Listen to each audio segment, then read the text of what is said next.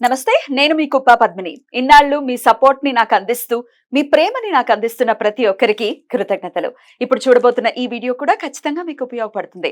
Like, share and subscribe చేసి మీ ఇష్టాన్ని అలాగే మీ సపోర్ట్‌ని నాకందించండి. అలాగే ఈ వీడియో పట్ల మీ అభిప్రాయాన్ని కామెంట్ సెక్షన్‌లో కామెంట్ చేసి నాకు తెలియజేయండి. నమస్తే. నమస్కారం. రేపటి విశిష్టతను ఒకసారి చూద్దాం. రేపు 21వ తారీఖు డిసెంబర్ నెల 2024వ సంవత్సరం శనివారం. శ్రీ క్రోధినామ సంవత్సరం దక్షిణాయనం హేమంత ఋతువు మూలాకార్తె.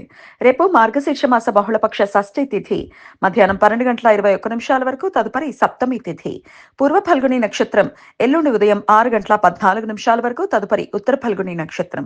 ప్రీతి యోగం సాయంత్రం 6:23 వరకు. తదుపరి ఆయుష్మాన్ యోగం. వాణిజ్యకరణం మధ్యాహ్నం 12:21 వరకు. తదుపరి భద్ర అంటే విష్టికరణం రాత్రి 1:22 వరకు. తదుపరి భవకరణం ఉంటాయి. సూర్యుడు ధనుసు రాశి మూలా నక్షత్రంలో సంచరిస్తున్నాడు. చంద్రుడు సింహరాశిలో సంచరిస్తున్నాడు. నక్షత్ర వర్జం మధ్యాహ్నం 12:36 నుండి 2:22 వరకు. అమృతకాలం రాత్రి 11:11 నుండి 12:57 వరకు. హైదరాబాద్ ప్రాంతం వారికి రేపు సూర్యోదయం ఉదయం 6:42 సూర్యాస్తమయం సాయంత్రం 5:47 చంద్రోదయం రాత్రి 11:21 చంద్రాస్తమయం ఉదయం 11:20 అభిజిత్ ముహూర్తం పగలు 11:52 నుండి మధ్యాహ్నం 12:37 వరకు. దుర్ముహూర్తం ఉదయం 6:42 నుండి 8:10 వరకు. రాహుకాలం పగలు 9:28 నుండి 10:51 వరకు. గుళిక కాలం ఉదయం 6:42 నుండి 8:05 వరకు. యమగండం మధ్యాహ్నం 1:38 నుండి 3:01 వరకు. సాయన రవి మకర రాశిలోకి రేపు మధ్యాహ్నం 2:50 ప్రవేశిస్తాడు. అప్పటి నుండి సాయన ఉత్తరాయణం ప్రారంభమవుతుంది. మనం ఆచరించే నిరయన ఉత్తరాయణం మకర సంక్రాంతి నుండి ప్రారంభమవుతుంది.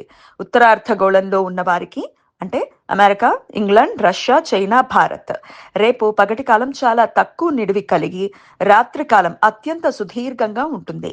దక్షిణార్ధగోళంలో ఉన్న వారికి అంటే ఆస్ట్రేలియా, న్యూజిలాండ్, చిలీ, అర్జెంటీనా, దక్షిణ ఆఫ్రికా వీరికి రేపు సుదీర్ఘమైన పగటి కాలం తక్కువ నిడివితో రాత్రి కాలం ఉంటాయి. సాయనం మకరాయణం రేపు ప్రారంభం అయింది కాబట్టి పితృదేవతలకు శ్రాద్ధకర్మలు ఆచరించడానికి అనుకూలించిన ఆయన పుణ్యకాలం రేపు మధ్యాహ్నం 12:14 నుండి సూర్యాస్తమయం వరకు ఉంటుంది. శనివారం సప్తమి తిథి ఉత్తర పల్గుని నక్షత్ర కలయిక ఉండటం చేత త్రిపుష్కర యోగం ఎల్లుండి ఉదయం 6:14 నుండి ఎల్లుండి సూర్యోదయం వరకు ఉంటుంది.